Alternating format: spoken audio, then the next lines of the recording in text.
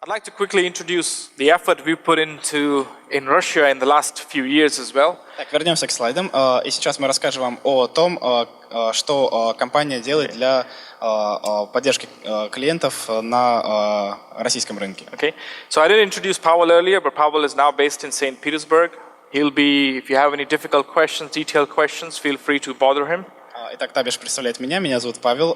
Теперь я буду заниматься технической поддержкой клиентов в Санкт-Петербурге, поэтому обращайтесь по любым вопросам. Okay. There is obviously all the documentation for version 13 now is available in Russian. We're working towards finishing the version 14 one as well. На русском языке есть документация по версии 13, и в самом скором времени будет, она уже сделана и будет выпущена документация по версии 14. There is a resource page available with all the application notes, technical articles in Russian as well. На веб-сайте компании AWR есть раздел на русском языке, где есть страницы, содержащие различные материалы, в том числе и технические публикации и видеозаписи презентаций. All the presentations which you will see throughout the day, we will have them available in Russian, hopefully next week or the week after as well, just to allow us to make some editing. We're actually recording this event as well, so if you want to come back and refer to anything you see in any of the presentations today, you'll have that available as well. В течение ближайших 2 недель все презентации, которые вы видите сегодня, будут выложены на сайте.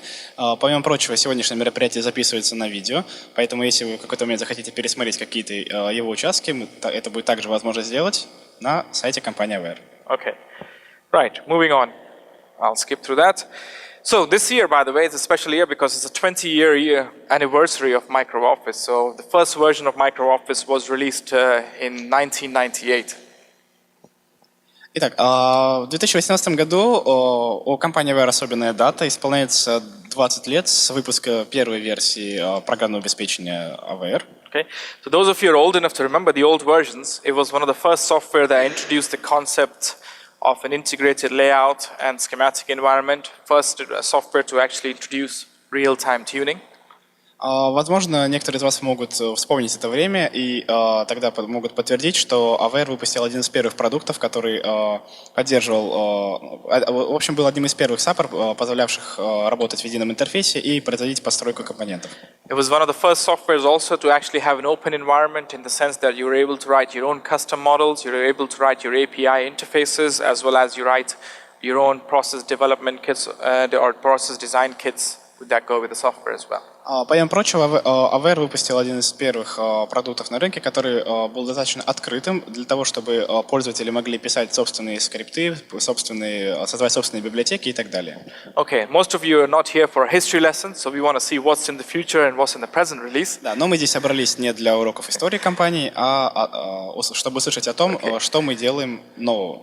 So what you will see today is a lot of focus in the current release and the coming up few releases is to actually automate some of the common tasks that's done with the software, and we'll do this with the help of synthesis and design vizes that go along with the software. Основным направлением развития программных продуктов компании в настоящее время и в ближайшем будущем является повышение автоматизации проектирования.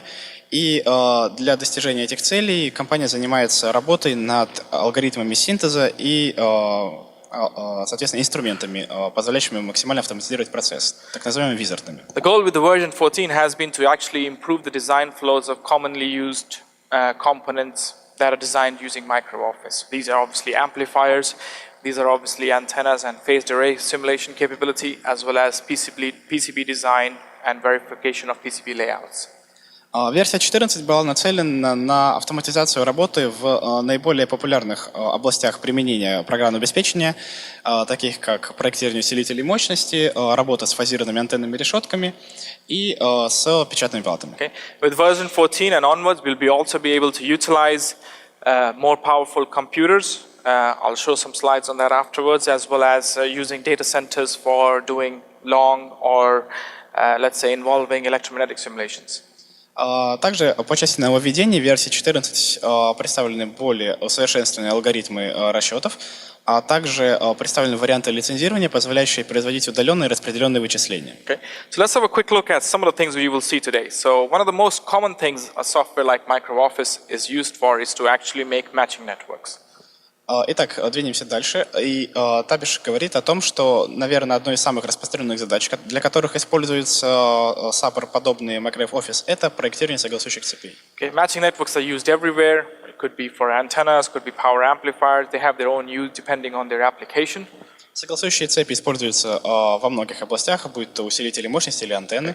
Now, it's relatively easy to actually make a matching network for a single frequency. Things get interesting when you have different frequency bands, when you have wide bands, and as well as there are hundreds of different topologies you can choose depending on the size and the cost of available components. Разумеется, проектирование согласующей цепи на какой-то одной частоте – это задача относительно тривиальная, в то время как, если мы работаем в нескольких частотных диапазонах или в очень широкой полосе, задача многократно усложняется. Okay.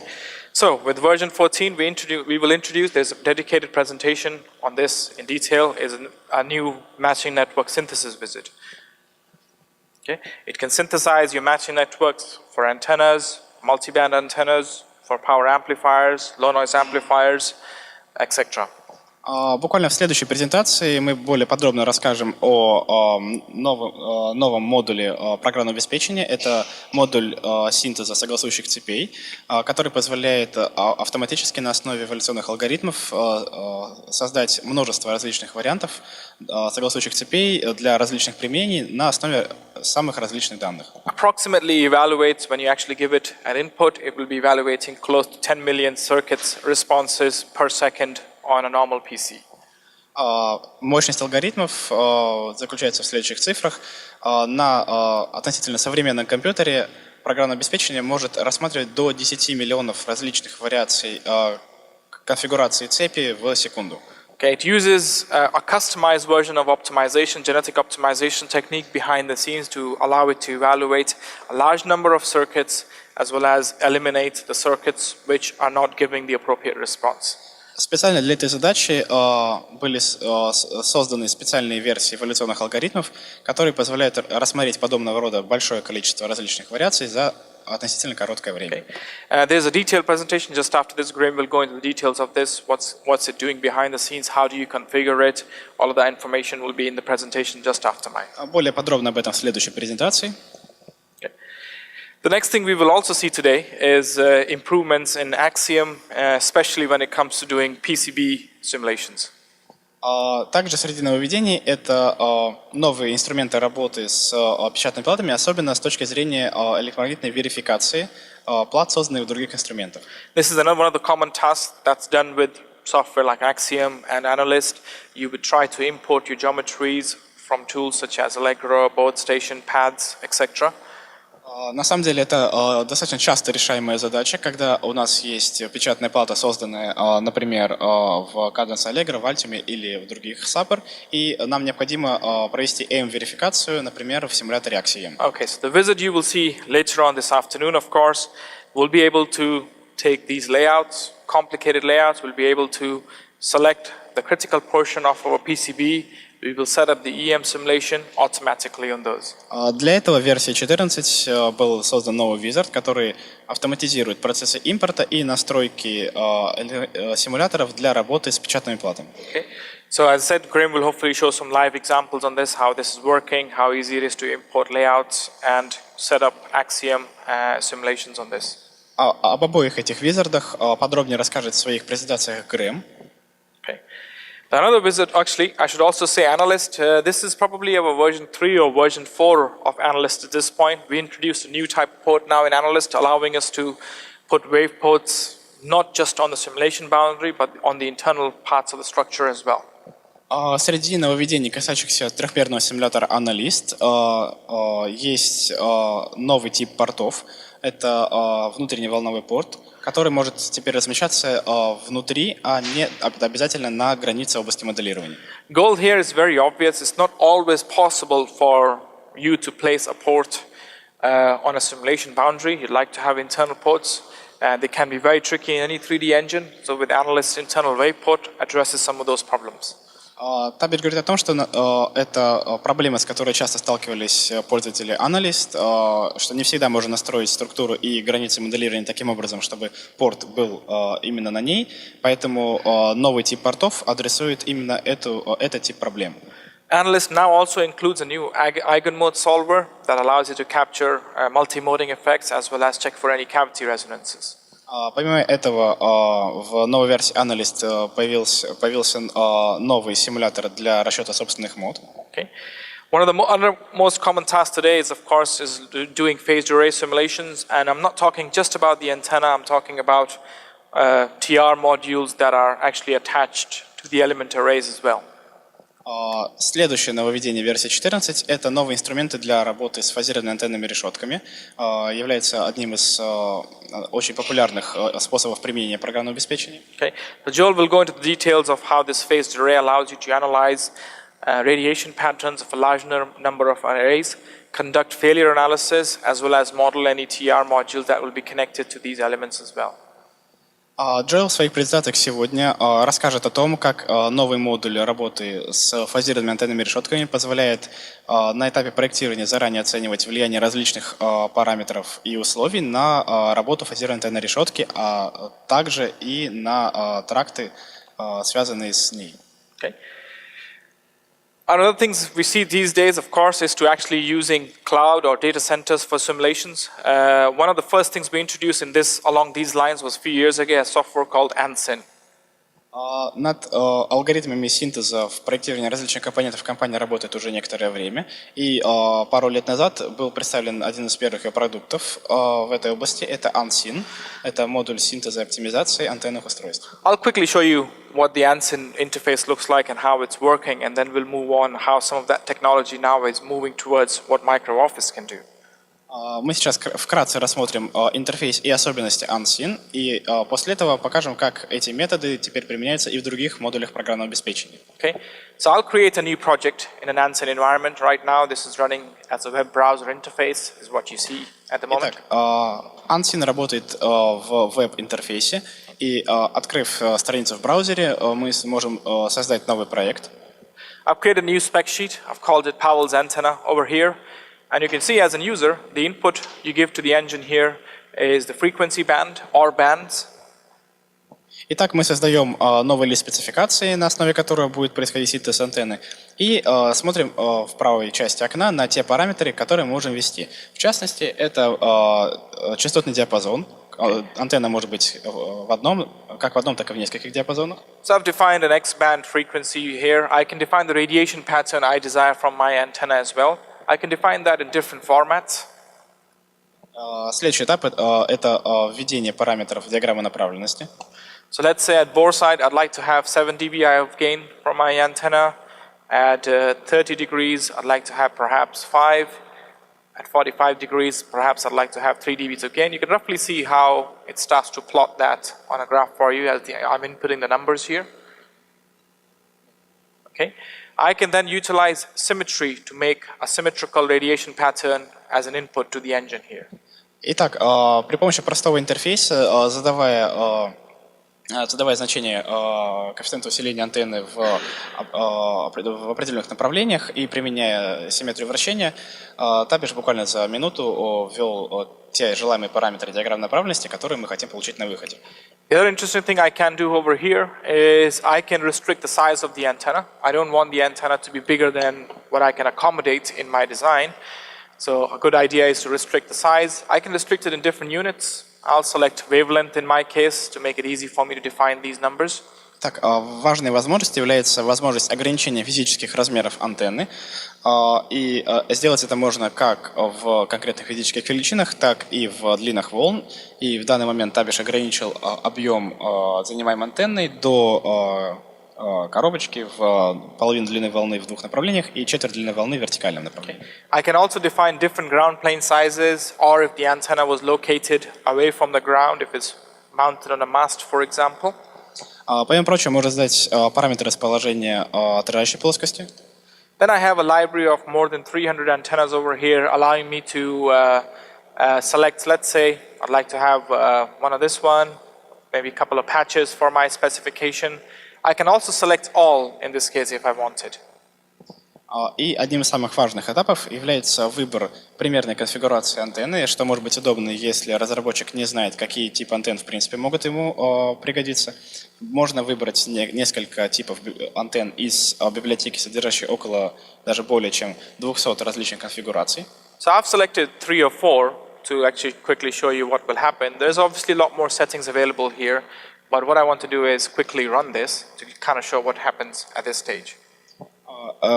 Табиш выбрал 3 или 4 различных конфигурации антенны, можно было выбрать и все. Разумеется, есть и другие возможности по настройке и введению спецификации к антенне. На данном этапе мы сохранили проект, запустили моделирование, и сейчас увидим, что происходит. Okay. So if you actually see on my left-hand side, once I've given the input from a user here is the radiation pattern you desire from that antenna. And behind the scenes, what is happening right now is actually running an optimization using full 3D EM solver on a cloud server. Так, что же сейчас происходит? На нашей рабочей станции, на ноутбуке, в веб-интерфейсе мы ввели спецификации к антенне. И в данный момент происходит полноценная трехмерная электромагнитная оптимизация всех конструкций, которые мы выбрали, для того, чтобы они соответствовали заданной спецификации. Но все это происходит не на компьютере, а на удаленном сервере компании. Okay, so obviously I don't need a supercomputer here to run these 4 or 5 different antennas. We let the cloud computer handle all that part. I simply give it an input. EM simulation is running on a cloud, and it will present me with the results when these simulations are done. Чем такой облачный подход удобен? Разумеется, тем, что для подобного рода мощных вычислений не требуется наличие очень мощной рабочей станции, практически суперкомпьютера у каждого из пользователей. Okay. You don't have to draw the antenna, you don't have to parameterize it, you don't have to worry about the mesh constraints, etc. All of that is handled by the engine automatically. Помимо этого, с пользователя снимается нагрузка по созданию конструкции антенны, по работе в 3D-редакторе, по настройке электромагнитных симуляторов и сеток. Все происходит автоматически. Okay. I'll show you what the output of a simulation like this looks like once it's done. Once the simulation is done, I'll be able to visualize the geometry, the optimized geometry for my specification. Для примера рассмотрим уже рассчитанный проект. Выходом, результатом расчета является уже оптимизированная конструкция антенны и сразу же набор метрик, которые были рассчитаны в процессе оптимизации. So this one actually we made an array from here, so you can actually see 4 individual patches with the ground plane below it. I can see its results, its S parameters. I can see the geometry. I can see the 3D radiation pattern as well. При оценке результатов мы можем посмотреть на оптимизированную конструкцию антенны. В данном случае да, это небольшая решетка 2 на 2, на, например, S-параметры антенны, на диаграмму направленности для, так сказать, первичной оценки полученных результатов. Okay. So, and then of course from the export options, here you can actually see I can download the actual file. The file I mean the geometry from this interface into any EM solver. This could be Axiom, so our planar engine. Could be Analyst, again our own 3D FEM engine, or if it could be third-party, CST, HFSS, WIPLD, etc. После этого мы можем загрузить полученную конструкцию антенны в виде файла для дальнейшей работы либо в 3D-редакторе, либо в одном из CM-симуляторов, который вы используете. Это могут быть либо симуляторы от AWR, либо сторонние симуляторы. So this was one of the first software which we released about 2 years ago, allowing us to use the power of cloud computing. Of course, we understand there are concerns around where this cloud is based, so there are just actually 2 versions of Analyst available today. One, as you just saw, which I ran on our cloud. Second version, of course, if you have your own workstation, a powerful workstation, or a combination of them, Ansin can be installed to use them as well. Untitled был одним из первых продуктов компании, наверное, самым первым, который использовал подобный облачный подход. Разумеется, учитывая специфику работы на рынке, компания понимает, что есть некие опасения по поводу расположения серверов компании и защиты данных. Поэтому есть не только облачная версия Unseen, есть и версия для локальной установки, в том случае, если у вас есть либо очень мощная рабочая станция, либо мощные сервера. Okay. Moving along the same lines here, within the version 14, we introduced a new types of licenses as well. Now, one of the most common types of licenses, what you saw running on my computer here, is it's locked to this PC. It can only utilize the power available on this PC. К слову об этом, в 14 версии мы представили новые версии, новые конфигурации лицензирования, самой популярной из которых и доступной ранее является конфигурация для работы на одной рабочей станции, так называемая закрепленная лицензия. Most of these licenses will be limited to what we call 4 physical cores or 8 hyper-threaded computers. Такие лицензии, как правило, ограничены до 4 физических ядер. Okay. Another type came into the floating one, whereby I can actually utilize the power of remote computing. So I can have, let's say, a very powerful workstation, a single workstation, that I can then submit my EM simulations, my optimizations, my sweeps, and then use the cores available on that PC. Поэтому есть конфигурация лицензий, так называемой плавающей лицензии, которая позволяет устанавливать ее на сервер лицензии или на очень мощную рабочую станцию компании, и пользователи отправляют свои расчеты на нее, так сказать, воплощая подход удаленных вычислений. The advantage is obvious. The more cores you have, the faster your electromagnetic simulations are going to be, the faster your sweeps and optimization routines will run. И преимущества этого очевидны. Рабочие станции пользователей не обязательно должны быть достаточно мощны, чтобы производить трудоемкие вычисления, такие как электромагнитный анализ или оптимизация. Это может происходить на достаточно мощных удаленных мощностях. What it also allows you to do is to make better share of resources. Not every engineer is going to need full license. You can utilize a license based on what type of simulation you're running. Помимо этого, это является и более экономным вариантом с той точки зрения, что не требуется полновесная лицензия для каждого из сотрудников, для каждого из инженеров. Есть возможность распределения этой нагрузки в зависимости от используемых модулей. Okay. Expanding that on the floating concept a little bit, if you have a centralized data farm or a compute farm available, it could be located anywhere in the organization. You can actually set those licenses to actually utilize the power of a data center as well. И, наконец, конфигурация лицензий, так называемая для корпораций. Это расширение возможностей плавающей лицензии на тот случай, если есть доступ к серверу лицензии или к дата-центру, который позволяет производить очень мощные удаленные и распределенные вычисления. It doesn't have to be based in the same place. It could be in different cities if needed as well. И при этом, разумеется, такой подход позволяет использовать это в том случае, если инженеры работают, например, в одном городе, а сам сервер может находиться где угодно. So all the sweeps, optimizations, Axiom, analyst simulations can utilize this type of data centers today. Такой подход может быть использован для работы с M-симуляторами, для задач оптимизации, статистического анализа и так далее. Okay. The way it works is fairly straightforward. You configure or you set up your simulation on a machine like this. The software automatically handles the link to your computer farm, submits the requirement for the simulation, and brings the results back to your computers. Работает это все относительно просто. После первичной настройки программного обеспечения, для того, чтобы она знала расположение сервера, пользователи работают как обычно. Они создают соответствующие схемы, топологии, документы. И запуская кнопку моделирования, программное обеспечение автоматически направляет расчетные задачи на удаленный сервер, после чего, как только эта задача рассчитана, результаты отображаются на графике пользователя на его рабочей станции. Advantage, and a lot of people ask me what's the benefit of it. So here's a typical example. We took a matching network which we want to optimize using Axiom in this case. On a normal laptop, i7 processor, it was taking about 10 hours or 600 minutes. Более такой точный пример с конкретными значениями цифр. Был проведен эксперимент и запущена электромагнитная оптимизация относительно простой согласующей цепи усилителя мощности, показанной на слайде выше. И на ноутбуке с указанными справа параметрами эта задача для расчета заняла порядка 10 часов. Okay. We took the same problem. We'd like to now utilize the remote simulation. We'd like to simulate that on a workstation. In this case, with the same type of floating data center licensing, the simulation time was down to 127 minutes. При использовании абсолютно той же задачи, с теми же параметрами, с той же лицензией, но на удаленном компьютере расчет занял порядка 2 часов.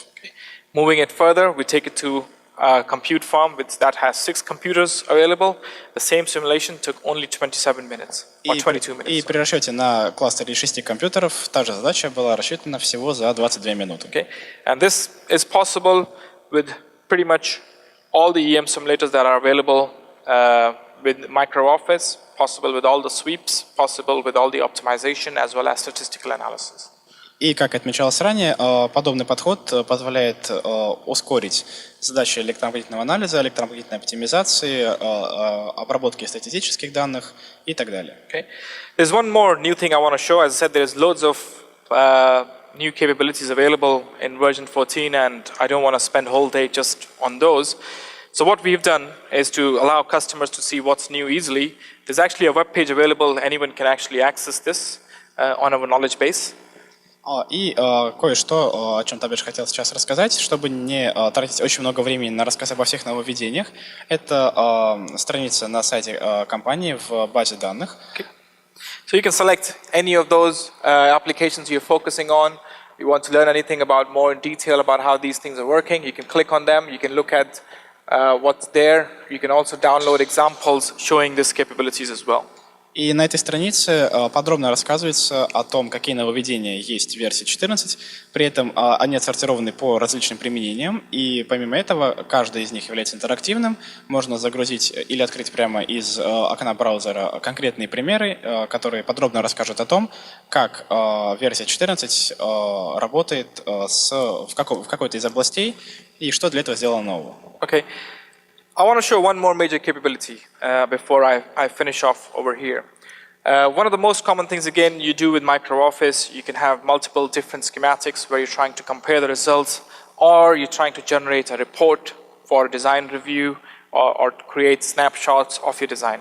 И, наконец, последнее, о чем расскажет Табиш, это важное нововведение с точки зрения интерфейса и представления данных, которое может помочь, если вы работаете в большом проекте с большим количеством визуальных данных, или же если вам нужно составить некий визуальный отчет о проделанной работе. Okay, so in this project here, I have 3 different schematics. I have these are of course same schematics or similar looking filters, as you can see over here. I have a schematic that uses MicroOffice normal models, or traditional models, as it says. Итак, в данном проекте есть 3 схематики, которые сравнивают различные модели и для фильтра, который вы только что видели. Okay. I have another schematic that is based on what we call X models. So in simple words, it's using electromagnetic simulation-based models for the discontinuities. Так, на первой схеме были представлены обычные модели, которые находятся в библиотеке MicroOffice. На другой схеме мы используем те же элементы, но основанные на данных электромагнитного анализа, так называемые X-модели. Okay. I also have a schematic that has the same extraction block, which I showed earlier. In simple words, it's doing electromagnetic simulation on the complete layout. И, наконец, на третьей схеме мы добавляем блок экстракции на те же обычные модели, которые есть в библиотеке MicroOffice. Тем самым 3 схемы сравнивают различные подходы к использованию этих моделей. Okay. And of course, we have graphs for our return loss and transmission loss, as you can see over here, for one of the schematics at this point. И также у нас есть в проекте 2 графика, которые отражают результаты, в данном случае для одной из схем. What I can do in version 14 is I can create a report that will allow me to use results from any of these schematics or all of these schematics at the same time. В версии 14 теперь можно создать интерактивный отчет, используя все эти схемы, некоторые из этих схем, а также графики, один или несколько. So this is my report. In case you're wondering how this is done, there's a new model introduced in MicroOffice called DocSet that allows me to select any source of data that I want to plot here. Итак, на слайде сейчас виден отчет, созданный при помощи специальной модели под названием DocSet. Okay. With this block, I can select any schematic I like. So for example, right now, it's plotting my EM simulations. I'd like to use the traditional models one. I simply select that, and it will then go and update, oops, let's take that box, the graphs, the schematic, the results as well.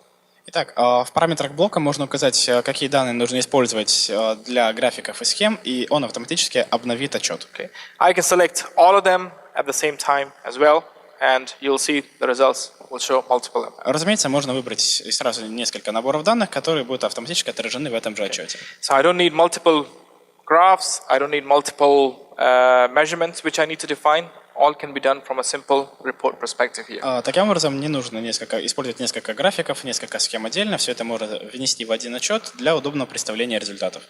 Those of you familiar with MicroOffice, how this is possible is a unique capability here, and this is possible with any measurement, by the way. I've just chosen an S parameter example here. If you actually now have an option here that says use variables or use vars, that allows you to define variables for your measurements here.